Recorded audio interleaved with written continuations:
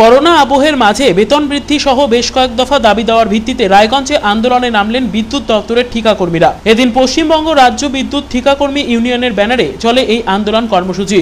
বিদ্যুৎ দপ্তরের ঠিকাকর্মীরা এদিন একত্রিত হয়ে রায়গঞ্জ শহরের অশোকপল্লী এলাকায় অবস্থিত বিদ্যুৎ দপ্তরের ডিভিশনাল ম্যানেজারের দপ্তরের সামনে বেশ কিছুক্ষণ বিক্ষোভ দেখান। দীর্ঘক্ষণ বিক্ষোভ চলার পর তাদের দাবি দেওয়ার ভিত্তিতে ডিভিশনাল ম্যানেজারের হাতে ডেপুটেশন পত্র প্রদান করেন ঠিকাকর্মীরা। অবিলম্বে তাদের দাবি দেওয়া পূরণের জন্য আবেদন জানানো হয়। এদিন সংবাদ মাধ্যমের মুখোমুখি হয়ে আন্দোলনকারী হাসান আলী জানিয়েছেন, বিদ্যুৎ দপ্তরের অধীনে 10 থেকে 12 বছর ধরে তারা কাজ করে চলেছেন। ঝড় বৃষ্টি এমনকি করোনার মতো অতিমারী পরিস্থিতিতেও নিজেদের জীবনকে বাজি রেখে কাজ করেছেন তারা। কিন্তু বর্তমানে দ্রব্যমূল্য বৃদ্ধির বাজারে তাদের যে বেতন দেওয়া হয় তা দিয়ে সংসার চালানো দায় হয়ে পড়ে। এই বেতনে চূড়ান্ত দুর্ভোগের মধ্যে পড়তে হচ্ছে তাদের, এমনটাই দাবি। তাই অবিলম্বে তাদের 21,600 টাকা মাসিক বেতনের জন্য দাবি জানানো হয়েছে।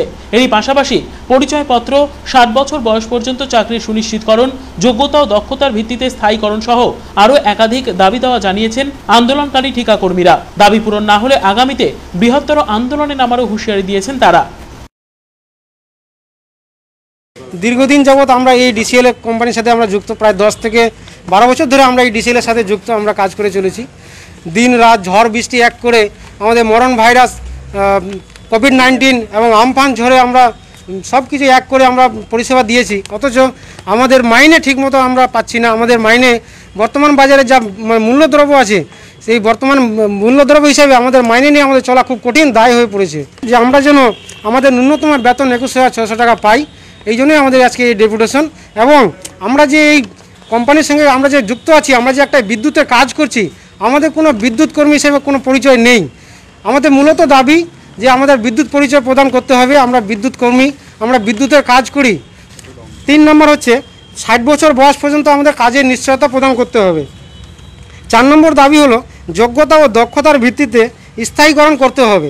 আমাদের ঊর্ধ্বতন কর্তৃপক্ষ যারা আছে তারা যদি আমাদের এই দাবি মেনে না নেয়, তাহলে আমরা ভবিষ্যতে আরও দীর্ঘ আন্দোলনের পথে নামতে বাধ্য হব। এবং যদি না মানে, আমাদের দাবি যদি না মানা হয়, তাহলে আমরা প্রয়োজনে অনশন করব। এদিন একই ইস্যুতে ইসলামপুরেও আন্দোলনে নামেন বিদ্যুৎ দপ্তরের ঠিকাকর্মীরা। পশ্চিমবঙ্গ রাজ্য বিদ্যুৎ ঠিকাকর্মী ইউনিয়নের ব্যানারে এদিন ইসলামপুরেও বিদ্যুৎ দপ্তরের ডিভিশনাল ম্যানেজারের দপ্তরের সামনে চলে বিক্ষোভ। বেশ কিছুক্ষণ বিক্ষোভ চলার পর 8 দফা দাবি দেওয়ার ভিত্তিতে তারা ডিভিশনাল ম্যানেজারের হাতে ডেপুটেশন পত্র তুলে দেন।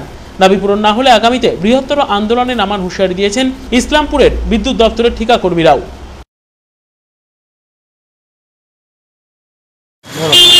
আজকে আমরা ইসলামপুর ডিভিশনের আন্ডার থেকে বলছি। আমাদের যত আউটসোর্সের কর্মী আছে, সাব স্টেশন সিসি থেকে আমরা সব এমপ্লয়ি একসাথে উপস্থিত হয়েছি।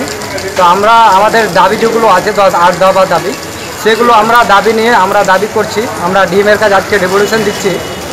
সে আমরা ডেপুটেশন দিয়ে আমরা জানাবো আমাদের ডিএম সাহেবকে, আমাদের যেন দাবিগুলো মানে। আর আমাদের যদি দাবি না মানে, 8 দফা যে দাবি আছে, আমরা যদি আমাদের 8 দফা দাবি না মানে, তাহলে এর চেয়ে বড় আরও আন্দোলন করব আর আমরা ধর্নাতে বসবো। হ্যাঁ, আমরা কলকাতায় এর চেয়ে যদি আমাদের এখানে দাবিগুলো না মেনে নেয়, তো আমরা কলকাতায় বিদ্যুৎ ভবনে সেখানে আন্দোলন করব। তাদের দাবি ঊর্ধ্বতন কর্তৃপক্ষের কাছে পাঠানোর আশ্বাস দিয়েছেন 2 ডিভিশনের আধিকারিক। রূপক ঘোষ ও দেবব্রত চক্রবর্তী রিপোর্ট, কুলিক নিউজ, রায়গঞ্জ, ইসলামপুর।